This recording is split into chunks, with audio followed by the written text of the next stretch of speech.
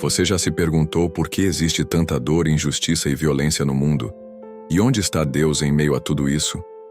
Hoje você vai assistir a uma mensagem profunda, poderosa e cheia de esperança, que vai tocar o seu coração e fortalecer a sua fé. Então já deixa o like, se inscreve no canal e fica com a gente até o final. Porque essa palavra pode mudar a forma como você enxerga a vida, a fé e o próprio Deus. Aperte o play e receba essa mensagem transformadora. Muito obrigado, Robert. Que honra estar aqui.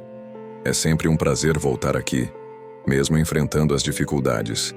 Sempre chegamos na noite anterior e vamos à nossa refeição, de sacrifício no churrasco mais próximo para começarmos o ano direito e descobrirmos onde está a carne. Fizemos isso ontem à noite. Tivemos um ótimo jantar com Robert e Steve. Francamente, não é sempre que conseguimos um dia extra. Normalmente chegamos no último voo possível e saímos no primeiro possível. E eu vou sair amanhã de manhã bem cedo. O ano começou a todo vapor. Terminei no dia 22 de dezembro e disse para a Margie: "O resto do ano está de folga." Ela disse: "Grande coisa. 9 dias, sabe? 22 de dezembro. E então começou na conferência Passion no estádio Mercedes-Benz. Um evento emocionante e, acredito, histórico. 65 mil pessoas enchendo aquela arena, a maioria com cerca de 20 anos. Tive o privilégio de me juntar aos nossos anfitriões, Louis e Tim Tebow, e vários outros, e ver o que Deus está fazendo. Ver 65 mil com as mãos erguidas, adorando. Foi uma amostra do que será nossa alegria eterna. E então vim para cá e amanhã cedo vou para um país que não posso nomear. É um país fechado. Estive lá há 4 ou 5 semanas. Dirigi pelo deserto por cerca de 4 horas para falar a uma plateia cheia. Depois voltei às mesmas 4 horas. Peguei um voo e saí de lá. Há 2 cidades naquele país. E como diriam os anglicanos, essa é a 3ª tentativa. Então estou lá novamente por apenas uma noite. Entramos, fazemos o que temos que fazer e saímos. Fazemos isso com visto. E peço que orem. Como um homem disse, ele orava há 33 anos naquele país para que pudéssemos ter um evento como esse. Então não posso nomeá-lo para vocês. Depois que tudo terminar, talvez eu lhes dê um pequeno relatório. Mas é assim que funciona. Já começamos a todo vapor. A mídia frequentemente fala sobre tudo o que as igrejas estão perdendo. Talvez algumas dessas igrejas precisassem mesmo perder algumas coisas. Mas onde o evangelho está sendo pregado, quero que saibam. Há uma fome maior do que eu jamais vi. E tenho ouvido repetidamente que a igreja que mais cresce no mundo hoje está no Irã. Acreditem, principalmente entre os jovens. Então é onde estamos. Mas sabem, a verdade é que o tempo voa hoje à noite. Só para que vocês saibam, porque talvez tenham filhos, talvez tenham compromissos. Quero seguir o exemplo de Robert Morris. Vou falar com vocês por 32 minutos. E então poderão fazer tudo depois disso, para que possam manter a concentração. E eles me deram um bom lembrete. Mas o inglês é o único idioma que conheço em que o relógio corre. Todos os outros idiomas que conheço, o relógio anda. Em Hindi, dizem: "O relógio está andando." E talvez seja por isso que não estamos indo a lugar algum de onde venho. Mas pelo menos talvez seja por isso que tenhamos menos úlceras no caminho. Robert, um maravilhoso ano novo para você. Amigo, quando você estava naquela fase crítica, meu Deus, eu estava em outra parte do mundo e nossos olhos estavam cheios de lágrimas. Eu me mantinha em contato com Steve. Foi por um triz. Eu ia dizer por um fio, mas isso seria irônico demais. Estava por um fio, mas foi por um triz. E Deus ainda tem coisas maravilhosas para este homem e esta igreja fazerem. É sempre emocionante ver como ele intervém. Sabem, muitas vezes pensamos que somos os únicos a fazer perguntas. Que todos os grandes santos antes de nós nunca lutaram com essas questões. Nada poderia estar mais longe da verdade. O homem que Jesus levou ao Monte da Transfiguração. E, ambos, Moisés e Elias, deram a Deus alguns de seus maiores desafios. Um à beira do desespero. "Por que, Senhor, o Senhor quer que eu faça isso?" Sua oração foi: Eis-me aqui, Senhor. Envia Arão. Ele não queria ir. Simplesmente não queria fazer isso. Se você ler as Escrituras, verá que algumas das pessoas mais apaixonadas, que serviram com o coração mais devoto, tinham as perguntas mais difíceis e emocionais. A fé é algo perpetuamente derrotado que sobrevive a todos os seus conquistadores. Assim disse G.K. Chesterton. Ela será sempre atacada, sempre será desafiada. Mas a Bíblia sempre se levantará e sobreviverá a seus coveiros. Aqueles que tentam enterrar a palavra descobrem que ela sobrevive a todos os ataques. Então aqui está um homem lutando com perguntas. E estou chamando esta mensagem de ainda que a figueira não floresça.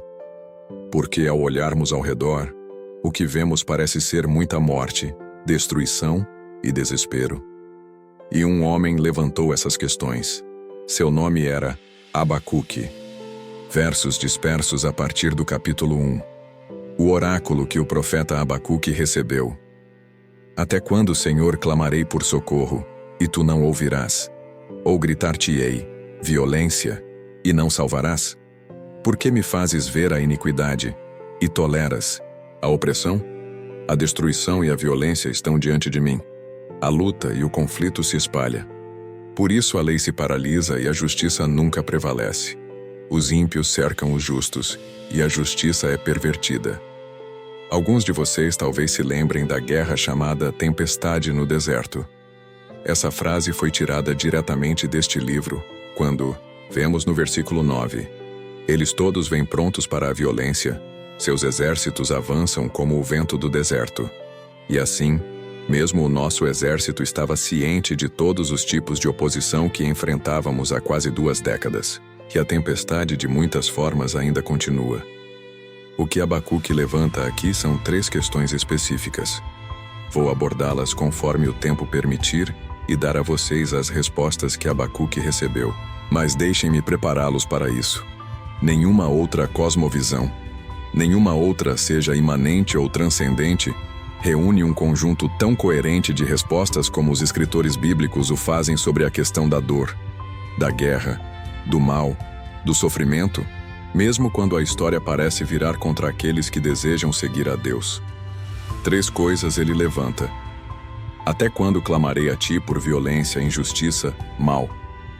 Mas tu não ouves, não salvas.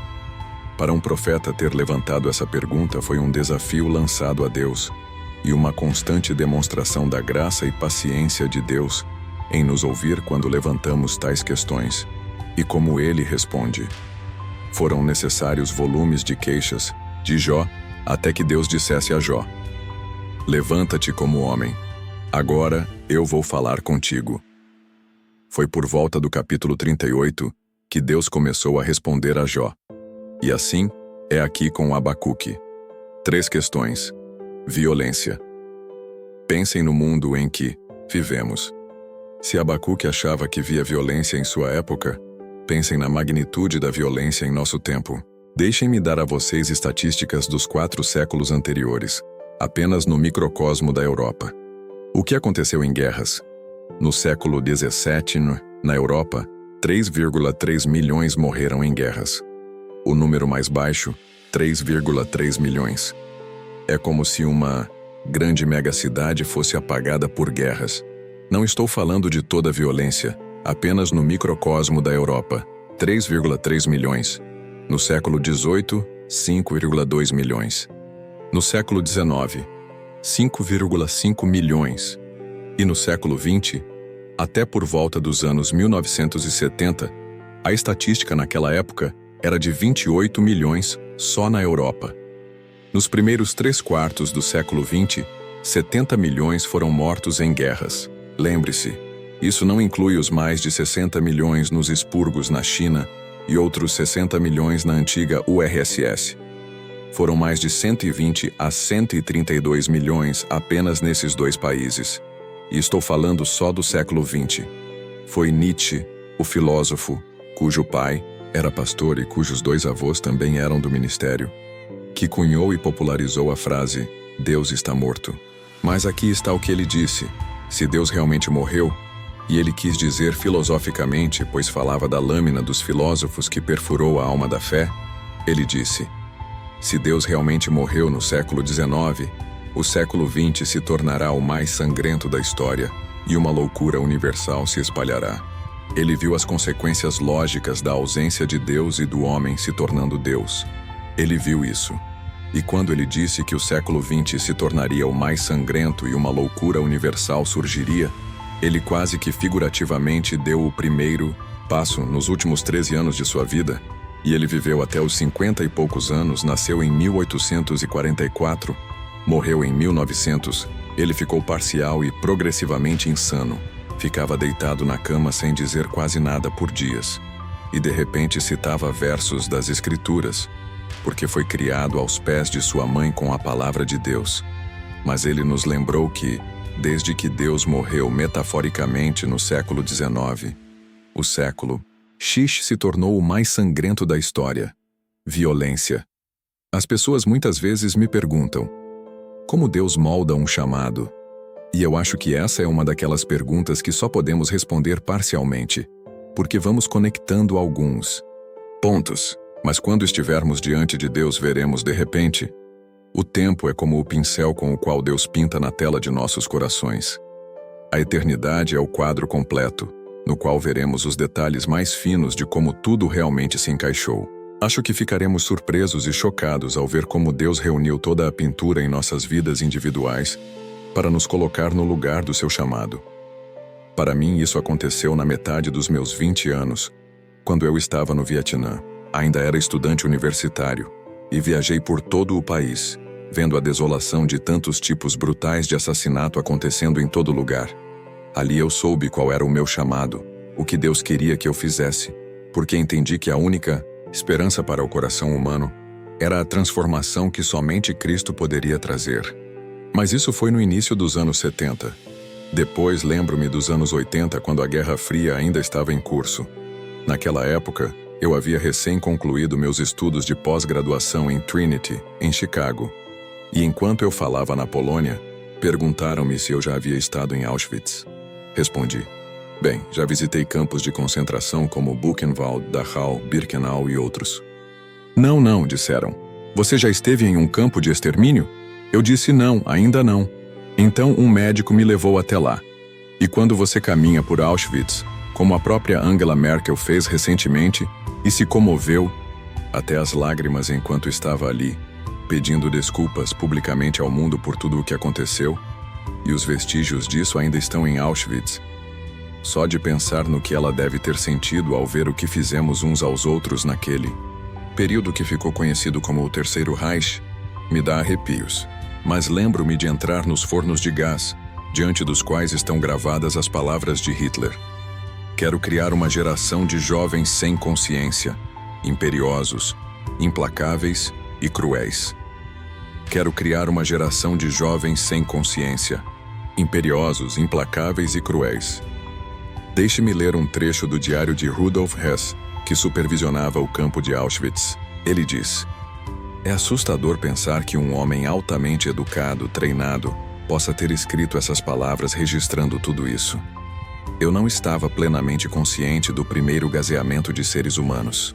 Talvez o procedimento como um todo tenha causado um impacto grande demais em mim. Lembro-me bem mais do gaseamento de 900 russos. Pouco depois, no antigo crematório, usar o bloco 11 teria causado muito trabalho. Enquanto eles ainda estavam sendo descarregados, abriram-se vários buracos no teto de cimento. Os russos tiveram que se despir na sala externa e todos entraram calmamente no necrotério, pois lhes disseram que seriam desinfetados ali. Todo o transporte entrou direto no necrotério. A porta foi trancada. Portas de ferro maciço, com presilhas descendo sobre elas. A porta foi trancada e o gás foi despejado pelas aberturas. Quanto tempo levou para matar, eu não sei. O zumbido pôde ser ouvido por um bom tempo. Quando o gás foi liberado, algumas pessoas gritaram de repente: gás! E começou um grande clamor, uma correria até as duas portas. Mas elas resistiram à pressão. Depois de várias horas, a sala foi aberta e arejada. Então vi os corpos gaseificados em massa pela primeira vez. Mas, para ser franco, Esse gaseamento teve um efeito tranquilizador em mim, já que o extermínio em massa dos judeus estava para começar. E nem Eichmann, nem eu, sabíamos qual método usar para matar tantas pessoas esperadas. Agora havíamos descoberto o gás e o procedimento. Você olha para isso e se pergunta: é até onde a mente humana pode degenerar, onde as pessoas se tornam apenas pedaços de carne e descem a esse tipo de violência? Mas vejam, senhoras e senhores, desde a primeira família já havia violência no lar. Quando um irmão, por inveja, quis tirar a vida do outro. Este corpo é o templo de Deus. Não temos o direito de violar esse templo, seja por forma auto-infligida ou contra os outros. Então, quando Abacuque clamava como a tempestade do deserto, clamando contra a violência, você pode imaginar naqueles dias de guerra primitiva, ele olhava para Deus e dizia: o que está acontecendo? Por que o Senhor não responde? Você já pensou isso? Eu também. E essa foi a primeira pergunta que ele levantou. Mas depois ele a conectou a outra área, a injustiça. Ele disse: até quando clamarei a ti por justiça e tu não pareces responder? É aqui que isso se aproxima de nós, nos Estados Unidos. Justiça agora se tornou uma ideologia política, em vez de um referencial ontológico do caráter e da pessoa de Deus. Agora estamos politicamente definindo o que é justiça. E foi Platão quem disse: a justiça é o pilar mais firme de um bom governo. O pilar mais firme de um bom governo. Lembrem-se, os gregos não se aprofundaram muito em uma divindade pessoal. Foram os hebreus que nos trouxeram isso. Eles falavam sobre verdade, beleza, bondade, liberdade, igualdade, justiça, e falavam de virtudes. Tinham todas essas histórias, mas os gregos não ancoraram isso claramente. Foi preciso os hebreus. Eu sou o Senhor teu Deus, que te tirei da terra do Egito. Redenção. Portanto, não terás outros deuses diante de mim. O próprio caráter de Deus, e assim, o decálogo e as leis, tanto verticais quanto horizontais. Aqui está o que Aristóteles disse: a justiça de todas as virtudes é verdadeiramente ensinada para o bem do outro, porque está relacionada ao nosso próximo. Ele faz o que é vantajoso ao outro. A pior pessoa é aquela que exerce sua maldade tanto para consigo mesmo, quanto para com seu amigo. E a melhor pessoa não é a que exerce sua virtude apenas para si, mas aquela que a exerce para o próximo. Você vê o que fizemos com a justiça em nosso tempo? Aqueles que a exercem em favor do outro, essa é a chave da justiça. Pois esta é uma tarefa difícil. A justiça nesse sentido, então, não é uma parte da virtude, mas a virtude em sua totalidade. Nem a injustiça é uma parte do vício, mas o vício por inteiro. É por isso que Miqueias pegou as 613 leis de Moisés e as reduziu a 3. Praticar a justiça, amar a misericórdia e andar humildemente com o teu Deus. Portanto, a justiça está no cerne do caráter de um povo. E, no entanto, vemos isso sendo desafiado e perdendo o rumo constantemente. Aprenda a observar a história com atenção. Quando a justiça morre, uma civilização está morrendo. A seguir, ele fala do mal, que é, em última instância, a fonte de tudo isso, e menciona a perversidade que via ao seu redor. Quero ler algo para você, porque é fascinante como até a ciência médica aborda essas questões. Aqui está o que é dito. A maioria dos psiquiatras evita diligentemente a palavra mal, alegando que usá-la precipitaria uma perigosa transição do julgamento clínico para o julgamento moral. Eles não gostam de usar a palavra mal, porque isso implicaria sair do campo clínico e fazer uma afirmação moral sobre alguém. A pessoa que escreveu isso, acho que foi no New York Times, então não é surpresa, disse exatamente isso. O interessante é que essa afirmação já é por si só um julgamento moral.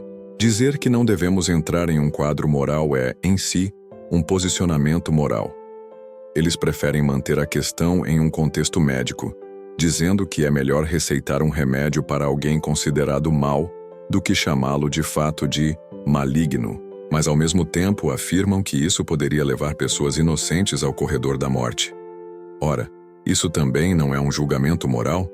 Do que estamos falando aqui? Isso é como um bastão com apenas uma ponta. Isso não existe. Estão usando categorias morais para rejeitar categorias morais, com medo de serem moralistas. Então preferem mantê-lo clínico do que moral, e dizem que é para não acabar fazendo algo imoral. Isso é um desastre para a razão.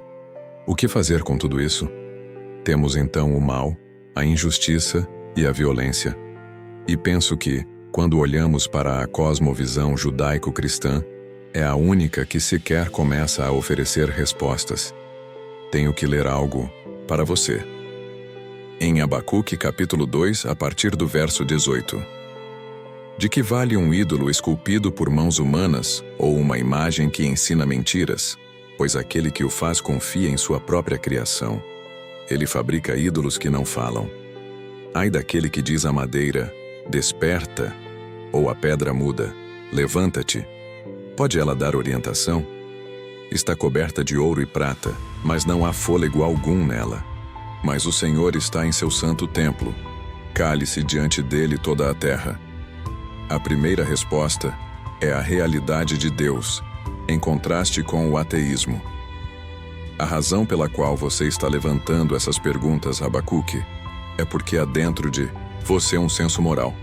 E estou dizendo a você que se for fazer essas perguntas para uma pedra sem vida, ou para um ídolo, estará apenas desperdiçando seu fôlego. Mas o Senhor está em seu santo templo, cale-se diante dele toda a terra. Alguém uma vez me perguntou, quais serão suas primeiras palavras ao ver Deus? Eu disse, ficarei absolutamente em silêncio, porque estarei aterrorizado com o que ele dirá primeiro a mim. Não estou nem um pouco preocupado com o que direi a ele. Estou profundamente preocupado com o que ele dirá a mim. E se eu ouvir dele as palavras, muito bem, o que dizer? O aplauso divino, aquilo que todos sonhamos em ouvir. Veja, o que torna a América única, embora os naturalistas e secularistas não gostem de reconhecer, é que até Gertrude Himmelfarb, professora de História Ética da Universidade de Colômbia, em seu livro Roads to Modernity, faz este comentário. Ela diz que a diferença entre os Estados Unidos e a Grã-Bretanha de um lado e a Europa do outro é a seguinte. Ouça com atenção. Para os filósofos franceses e alemães, e todos os grandes pensadores espanhóis e afins da Europa, a razão era suprema. Por isso René Descartes disse, penso, logo existo. Logicamente ele deveria ter dito, penso, logo o pensamento existe. Mas ele não pôde evitar ir à questão do eu. Para os europeus, era a razão, o pensamento. Para os americanos e ingleses, diz Himmelfarb, não era a razão o fundamento, era o raciocínio moral. Raciocínio moral, que há um certo absoluto, um errado absoluto, e tudo isso se baseia nessa realidade moral transcendente da existência de Deus. Senhoras e senhores, se Deus não existe, essas perguntas são irracionais, pois são perguntas morais. E o raciocínio moral está, em última instância, ancorado em uma causa primeira moral, pessoal e absoluta. Nossa moralidade, não, vem do pensamento abstrato, mas da própria pessoa de Deus. Preciso partir, mas deixe-me dizer isto a vocês. Um dos meus bons amigos, William Lane Craig, um grande filósofo cristão, um dos melhores do nosso tempo, ele e eu fomos colegas em Trinity. Eu mal entendia as perguntas que ele fazia nas aulas, quanto mais as respostas. Mas nos formamos juntos. Hoje ele é um filósofo proeminente. Recentemente ele estava dialogando com provavelmente um dos maiores cientistas do nosso tempo, Roger Penrose. Eu estava comentando sobre isso hoje no café da manhã com amigos. Você pode assistir no YouTube. Craig está conversando com Penrose. E Penrose, o brilhante cientista, fala de 3 realidades: objetos, abstrações e consciência. Você pega uma caixa, temos um objeto. Temos lógica ou equações científicas, raciocínio abstrato. Mas ele diz, depois há a consciência. E ele diz, sei o que fazer com os 2 primeiros, não sei o que fazer com o terceiro. Ele sabe o que fazer com mesas, cadeiras, caixas. Sabe o que fazer com ENMC2. Mas não sabe o que fazer com a consciência. E ouso sugerir que talvez seja porque eles não gostam de onde isso os levaria. A consciência suprema. Deus é. Senhoras e senhores, essa é a primeira resposta que ele dá a você. Não se desespere. Eu sou. Número 2. A eventualidade da sua ação em contraste com o deísmo. Deístas pensam: Deus criou tudo isso, deu a partida no sistema e foi embora. Agora estamos por nossa conta. O que você acha disso? É como comprar um carro caro para o seu filho de 2 anos e dizer: é seu, nos vemos em 10 anos. Não, não, não, não. A eventualidade da sua ação. Deus intervém na sua vida e na minha. Acho que o maior choque que nos aguarda é o quanto ele interveio e nós nem percebemos. Há um homem sentado bem ali por quem Deus interveio no ano passado. Vi isso acontecer com minha esposa Margie, aos 28 anos. Ela desembarcou de um avião e enquanto voltávamos para casa, morávamos em Toronto na época, ela chegou a Atlanta, fui buscá-la. E enquanto dirigíamos no tráfego pesado da I-85, ela disse: não estou me sentindo bem. Ela desmaiou no banco da frente do carro e ficou inconsciente. Tinha 28 anos. Estou dirigindo, olhando para minha esposa, pensando: o que acabou de acontecer? Ela parecia tão bem quando saiu do avião. Encostei no acostamento, liguei os pisca-alertas. Nem conhecia a cidade, então vi um Holiday Inn e parei ali. Uma mulher se aproximou do carro, me viu tentando tirá-la, ajudou-me, carregou-a nos braços por mim. Colocamos ela literalmente no saguão do hotel, e então fiquei lá sem saber se estava no corpo ou fora dele. Estava em choque. Chamaram os paramédicos, a ambulância a levou. Quando cheguei ao hospital, eu deveria pregar naquela noite. O médico saiu e disse: você não vai a lugar algum esta noite. Fique aqui. Palavras dele: temos aqui um abdômen cheio de sangue. Ele disse: sua esposa está com hemorragia e perdeu 60% do sangue. Você sabia que ela estava grávida? Eu disse: não, senhor. Ele disse: temos aqui uma gravidez ectópica. Ela perdeu 60% do sangue. É melhor você ficar aqui. Meu irmão é médico. Quando falei com ele naquela noite, ele disse: Ravi, esse é um dos quadros de maior mortalidade que existem, porque a pessoa não sabe o que está acontecendo. Vai dormir e morre durante a noite. E o médico que me atendeu disse: se isso tivesse acontecido 1 hora antes dela desembarcar, ou meia hora antes, você não teria visto sua esposa viva. Ele a protegeu. Quando chegar nossa hora, todos nós temos que partir. Mas até lá, nosso Senhor soberano nos protegerá de qualquer realidade assustadora ou intimidante. Deus é. Eu não sei pelo que você está passando na sua vida. Sei pelo que estou passando na minha. Mas também sei disto: Ele nunca me levará através do fogo sem colocar seus braços ao meu redor e tomar para si as cicatrizes no processo, para me conduzir através dele, a realidade de Deus, a eventualidade da sua ação. Ele é um Deus que age e se importa com você. Ele conhece cada pedaço do seu DNA como ninguém mais conhece. São 3,1 bilhões de informações. Ele conhece todas elas. A realidade de Deus, a eventualidade de sua ação. E, por fim, a eternidade de sua perspectiva. Aqui está o que ele diz. A segunda parte que nem cheguei a ler para vocês, quando disse: o justo viverá pela fé. No capítulo 2. Mas aqui está a terceira. Ouvi, e meu coração estremeceu, meus lábios tremeram ao som. A decadência entrou em meus ossos, minhas pernas vacilaram, mas esperarei pacientemente pelo dia da calamidade que virá sobre a nação que nos invade. Ainda que a figueira não floresça, nem haja uvas nas videiras, ainda que a colheita de azeitonas falhe e os campos não produzam alimento, ainda que não haja ovelhas nos currais nem bois nos estábulos, mesmo assim me alegrarei no Senhor. Exultarei no Deus da minha salvação. O Senhor soberano é a minha força. Ele faz os meus pés como os do cervo e me habilita a andar em lugares altos. Pés de corça em lugares altos. É o que Hannah Hurnard escreveu há muitos anos. Perspectiva. Dizem que perspectiva é realidade. Não, não. A realidade é que deveria moldar sua perspectiva. A perspectiva não é a realidade. É a realidade que deve moldar sua perspectiva. Olho nenhum viu, ouvido nenhum ouviu, nem jamais penetrou no coração humano o que Deus preparou para aqueles que o amam. E ao deixá-los com esses pensamentos, digo a vocês que o maravilhoso e incrível é que ele une todos os fios. E quando você vir o desenho final, ficará mais surpreso do que nunca. Um grande pregador, W.E. Sangster, contou que anos atrás estava pregando em Leeds.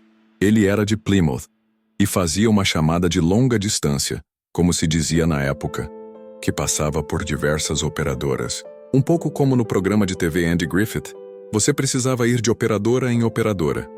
As operadoras estavam ouvindo, e enquanto ele aguardava a conexão com sua esposa, murmurou as palavras de um hino. Meu conhecimento desta vida é pequeno. O olho da fé é turvo, mas é suficiente que Cristo saiba tudo, e eu estarei com ele. E uma das operadoras disse, Senhor, pode repetir isso, por favor? Diga isso de novo. Ele disse, meu conhecimento desta vida é pequeno. O olho da fé é turvo, mas é suficiente que Cristo saiba tudo, e eu estarei com ele. Ela respondeu, o Senhor nunca saberá o quanto eu precisava ouvir isso esta noite. Nós sabemos muito pouco, e o olho da fé é turvo, mas é suficiente que Cristo saiba tudo, e eu estarei com ele. Mal, injustiça, violência, a realidade de Deus em contraste com o ateísmo, a eventualidade da sua ação em contraste com o deísmo, a eternidade de sua perspectiva em contraste com o panteísmo.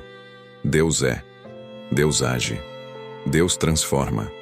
Não é de se admirar que Abacuque tenha dito, ainda assim me alegrarei no Deus da minha salvação.